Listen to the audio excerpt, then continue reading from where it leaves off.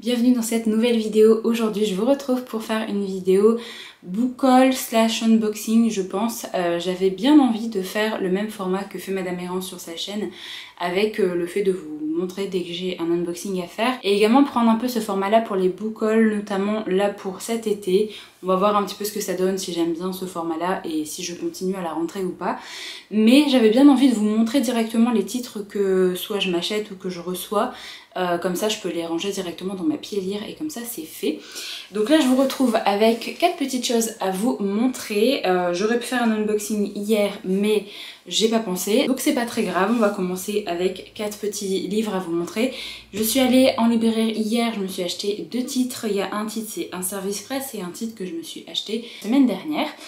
Donc je vais commencer avec un petit poche. Ça fait un moment que j'avais très envie de découvrir ce titre là. En fait je me suis dit que j'avais bien envie de le lire cet été, sauf que je ne l'ai pas mis dans ma palle estivale, bien sûr, sinon c'est pas marrant.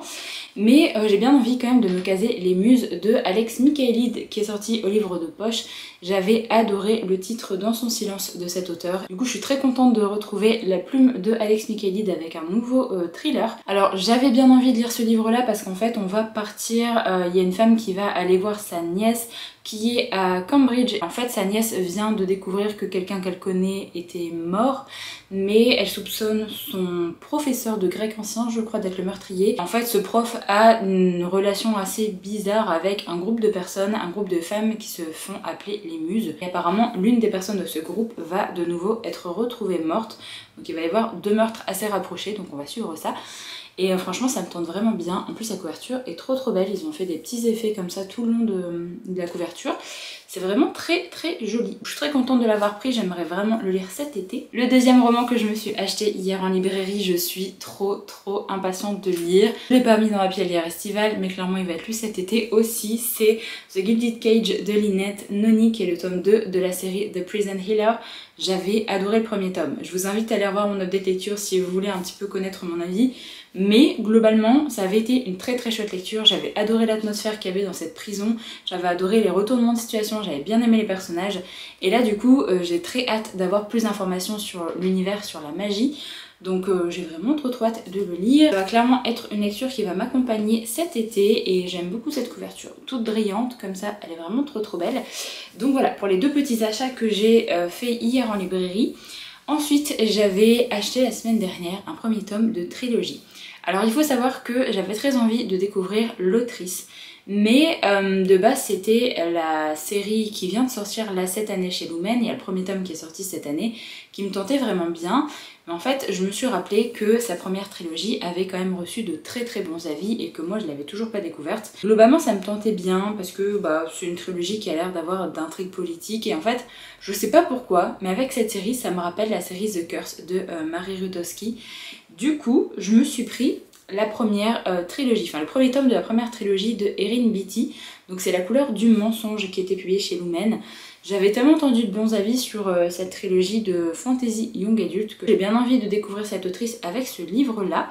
Et on nous dit, alors je vais pas lire le résumé parce que c'est les éditions Lumen, c'est très gros comme résumé, mais on nous dit identité secrète, machination politique et jeu de dupes passionné. La couleur du mensonge met en scène un personnage bluffant de débrouillardise et fait monter les enchères jusqu'à un final surprenant. Le talent de conteuse d'Erin Beatty vous tiendra en haleine jusqu'à la dernière page. Voilà, franchement ça a l'air trop bien.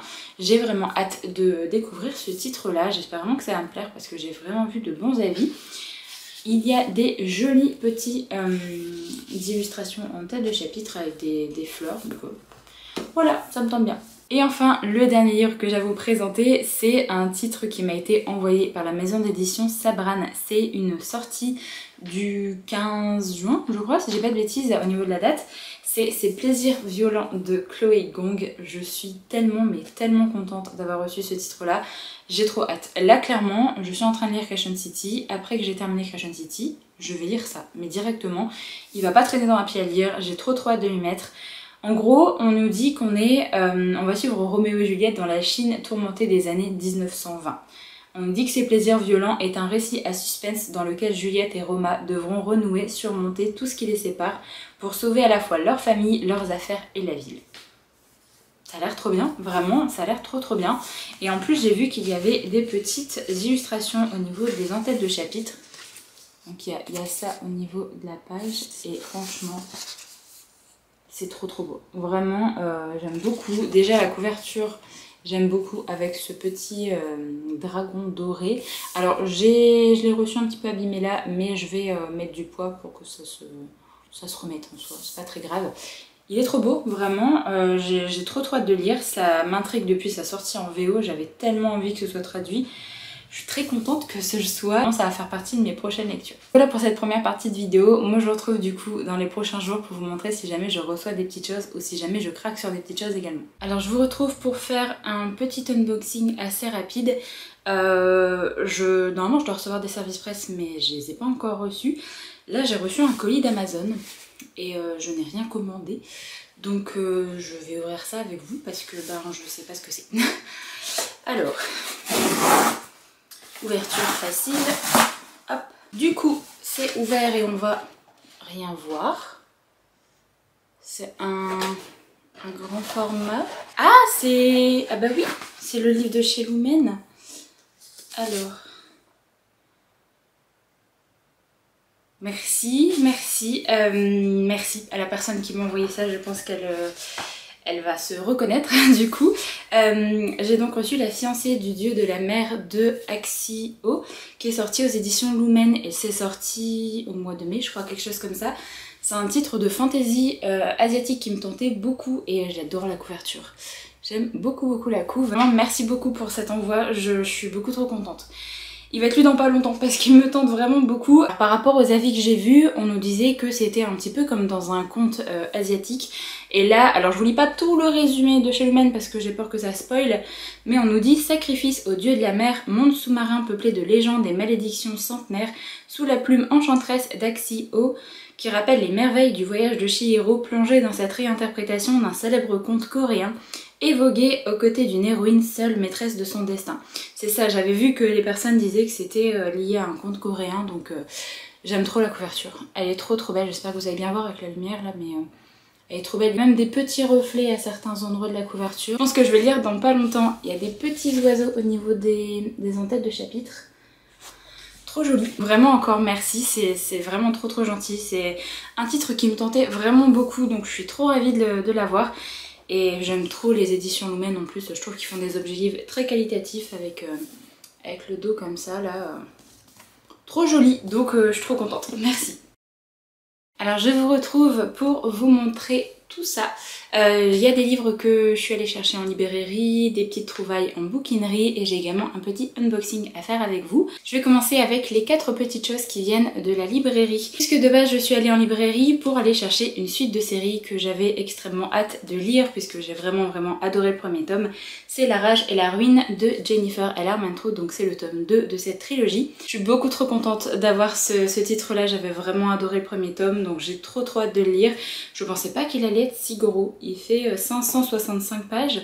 C'est écrit tout petit à l'intérieur. Donc ça va être un petit peu long à lire je pense, mais j'ai trop hâte de retrouver les personnages. Donc cette série c'est la suite spin-off de la série Dark Elements et j'avais vraiment adoré le premier tome. J'avais beaucoup aimé Dark Elements et du coup j'avais décidé de lire cette série et je la préfère à Dark Elements. Donc je suis très contente d'avoir ce tome 2. J'espère vraiment me le caser dans pas longtemps, peut-être cet été, on verra bien, mais j'ai trop hâte. Alors ensuite, pour faire une petite vidéo thématique, je me suis pris 1000 baisers pour un garçon de Tilly Cole, qui est un classique que j'arrête pas de voir tourner notamment sur TikTok et j'avais très envie de découvrir ce petit contemporain young adulte. Je ne sais pas de quoi ça parle, j'ai pas envie de lire les résumés parce que j'ai pas envie de me spoiler, j'ai envie de me lancer dedans sans rien en savoir. Il est pas très long en plus, il fait 280 pages. Ça va se lire vraiment très vite, donc je pense que vous allez voir mon avis dans une vidéo rapidement, mais j'espère vraiment que ça va me plaire parce que j'ai tellement vu passer d'avis positifs sur ce titre là que je mets quand même beaucoup d'espoir. Ensuite je suis allée faire un petit tour au niveau du rayon manga et j'avais bien envie de commencer une nouvelle série Et j'ai craqué sur une série qui était en promotion, enfin en offre découverte au niveau du tome 1, puisque le premier tome de Blue Flag, donc qui est sorti chez les éditions Kurokawa et qui est écrit par Kaito, était à 3 € en offre découverte, et du coup j'en ai profité pour prendre le tome 1 et le tome 2, comme ça j'en ai eu pour une dizaine d'euros pour les 2 premiers tomes. Cette série en fait que 8 en plus, donc c'est pas une série très longue.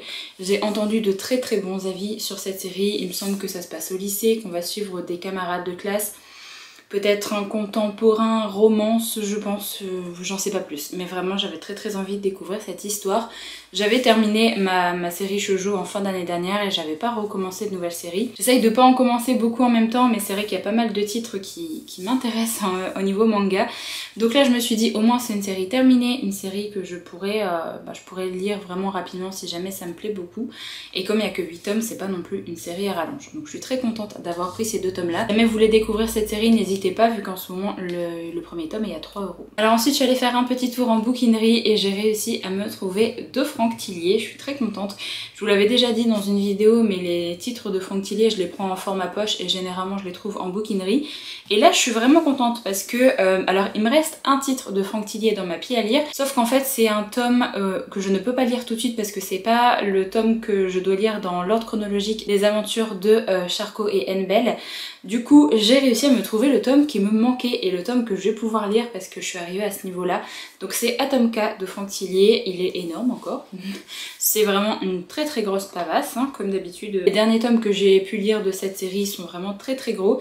Et là, ça m'intrigue bien parce que on nous dit URSS 1986, homme, terre, bête, l'atome a tout ravagé. De Tchernobyl vient de s'échapper, un mal plus terrible encore. Et ensuite, on nous dit qu'on est à Paris 26 ans plus tard. On nous dit la scène de crime n'est pas banale, un journaliste mort de froid enfermé dans un congélateur. À quoi travaillait-il? Franck Charcot et Lucienne Bell de la crime remontent la piste. Elle les mènera au cœur de l'enfer, là où au nom de la science, l'avenir s'écrit en lettres de sang.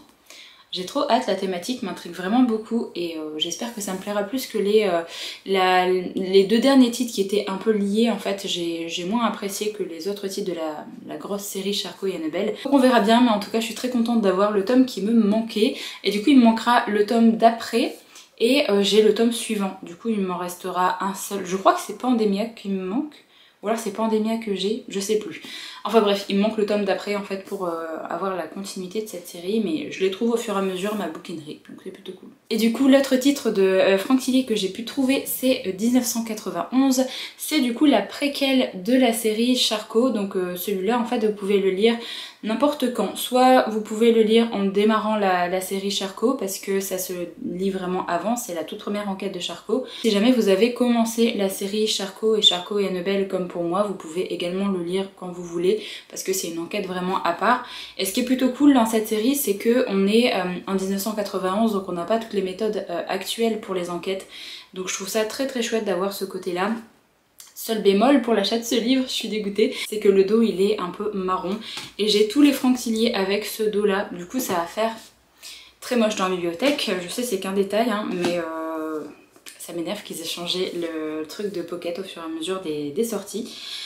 Enfin bref, il est moins long celui-là, il fait que 530 pages. Je sais pas si je vais lire celui-là en premier ou si je lirai Atomka. Si jamais vous avez lu Atomka, n'hésitez pas à me dire si vraiment il est très chouette ou pas. Parce que moi j'avais vraiment été déçue par les 2 dernières sorties enfin les 2 dernières enquêtes de Charcot. Donc on verra, peut-être que ça me plaira plus.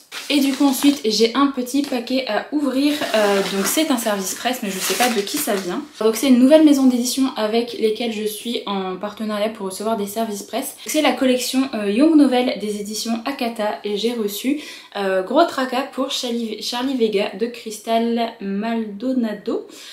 J'adore la couverture, je la trouve vraiment magnifique, elle est parfaite pour l'été je trouve au niveau de la couleur. C'est vraiment trop joli. Il me semble qu'on va suivre une jeune femme et que la thématique principale du roman c'est la grossophobie.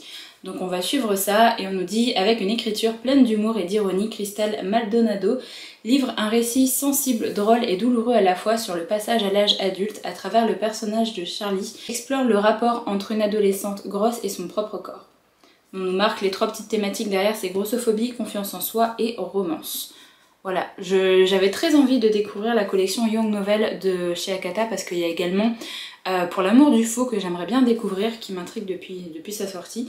Donc je suis vraiment très contente, j'adore la couverture. Je sais pas s'il y a des petites choses au niveau des chapitres. Il n'y a pas grand chose au niveau des chapitres, c'est juste comme ça.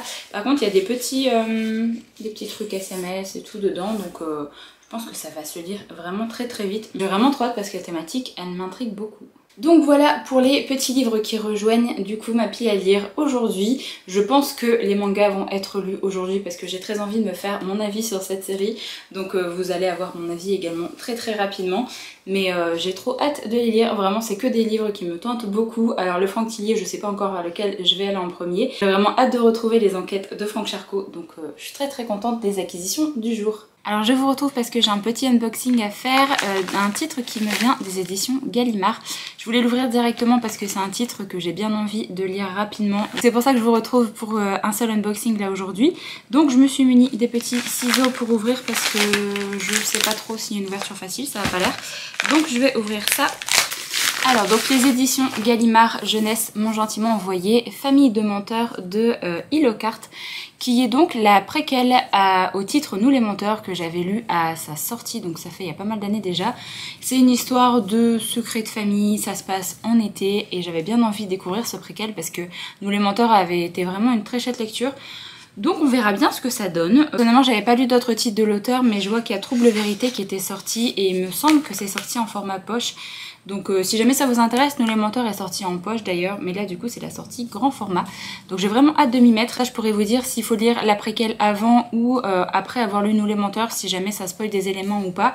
Parce que des fois il y a des préquelles, mais en fait il faut quand même lire la préquelle après avoir lu le titre, parce que du coup on a des éléments qui nous spoilent. Donc comme je vais le lire là dans pas si longtemps que ça, je pourrais vous dire ça. Alors de ce que je vois, il faut quand même lire la préquelle après, parce qu'on nous dit romance, suspense, fantôme, excès.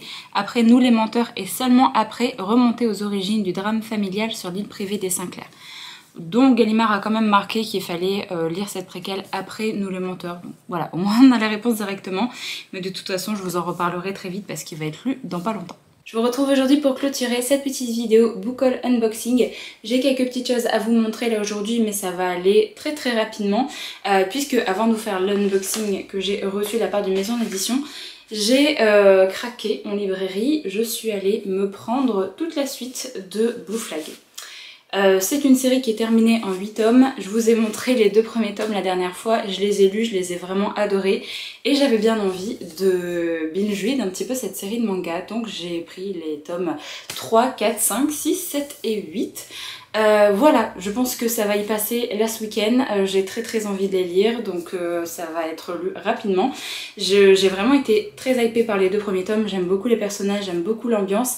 Donc je voulais savoir la suite parce qu'en plus ce tome 2 se termine avec un petit truc là, un petit cliffhanger. Je pense que c'est pas un truc de fou, mais voilà, j'avais bien envie de lire la suite. Je parlerai de cette saga entièrement lors d'un update lecture, je vous ferai un petit bilan de ma lecture complète de cette série. Mais je suis trop contente de l'avoir et en plus de ça, les couvertures sont toujours autant magnifiques, vraiment. J'aime beaucoup celle-là, elle est trop belle. Ça fait très été avec les petits festivals d'été, là pareil elle est trop belle. Je suis fan des couvertures et de l'histoire de toute façon, donc j'ai trop hâte de la terminer. Voilà le petit craquage. Je pense que de toute façon au mois de juillet, comme il y a beaucoup moins de sorties romans qui m'intéressent, soit je prendrai des titres qui sont sortis il y a pas mal de temps et que j'ai bien envie de découvrir, ou alors je pense que je craquerai sur des séries de mangas, parce qu'en été j'aime vraiment bien lire des mangas et ça fait trop plaisir de m'y remettre, donc je suis très contente. J'ai reçu un petit service presse puisque la maison d'édition Brajlon, Notre Vie et compagnie faisait un appel en fait à des personnes pour envoyer des services presse sur Insta. J'ai postulé pour une petite chose et je vais vous montrer ce que j'ai reçu. J'ai reçu le premier tome d'une nouvelle série de manga, j'aime beaucoup la couverture déjà. C'est The Tunnel to Summer, The Exit of Goodbyes Ultramarine. Voilà, de Mei Hashimoku, Kudon et Kuka. Et là en fait la maison d'édition c'est Mangetsu et c'est une maison d'édition de manga qui appartient au groupe Brajlon. Donc je suis très contente. Apparemment c'est une série qui va pas être très longue, je crois c'est 4 ou 5 tomes maximum. Donc je suis assez ravie, j'avais vraiment craqué sur la couverture, sur les dessins, ils avaient l'air vraiment très jolis. Et en plus de ça, au niveau du résumé, on nous dit un soir d'été, alors qu'il erre en pleine campagne, Kaoru Tono tombe sur un étrange tunnel. Reste le fameux passage d'Urashima censé exaucer tous les souhaits. L'adolescent est décidé à percer à jour ce secret pour faire revenir celle qui lui était le plus chère, jonglant entre les enquêtes secrètes et sa vie de timide lycéen. Kaoru est prêt à tout, mais quel sera le prix à payer pour activer les pouvoirs de ce lieu surnaturel. Franchement j'ai trop hâte de le lire, il a l'air trop bien. En plus c'est pas une série très longue donc je suis très contente. Et voilà un petit peu les dessins. Je suis trop ravie, je suis trop contente de l'avoir reçu, j'ai hâte de lire et pareil je pense qu'il va y passer rapidement. Oula, il y a une de ces bulles de texte là. Ça en fait des choses à lire. On verra bien. En tout cas j'aime bien les dessins, j'aime bien l'ambiance qui se dégage. Donc, et le résumé avait l'air très chouette, donc très contente. En plus le petit titre là il est tout shiny. C'est assez rare de voir ça sur des mangas, donc très contente. Voilà pour le petit butin du jour. Je suis vraiment trop contente. Là j'avais très envie de lire des mangas, donc c'est parfait, ça va être fait ce week-end, genre ma dose de manga. J'espère que cette vidéo vous a plu. N'hésitez pas à me dire dans les commentaires si jamais vous aimez bien un petit peu ce format, et pour savoir si je continue à faire ça au mois de juillet et au mois d'août également. Là de toute façon je clôture avant la fin du mois de juin parce que je dois encore recevoir des petites choses de maison d'édition, mais normalement ce sera pas avant la semaine prochaine. Donc je pense que je vous montrerai ça dans le prochain, la prochaine vidéo comme ça, soit dans un prochain book haul ou alors dans une prochaine vidéo book haul unboxing. Donc voilà, j'espère en tout cas que cette petite vidéo vous a plu, vous a peut-être permis de découvrir certains titres. Comme d'habitude, n'hésitez pas à me donner votre avis si jamais vous avez lu un des romans ou un des graphiques que j'ai présenté dans la vidéo. Je vous remercie d'avoir regardé la vidéo jusqu'au bout, j'espère qu'elle vous a plu. Je vous retrouve du coup très bientôt dans une prochaine, donc en attendant, prenez soin de vous.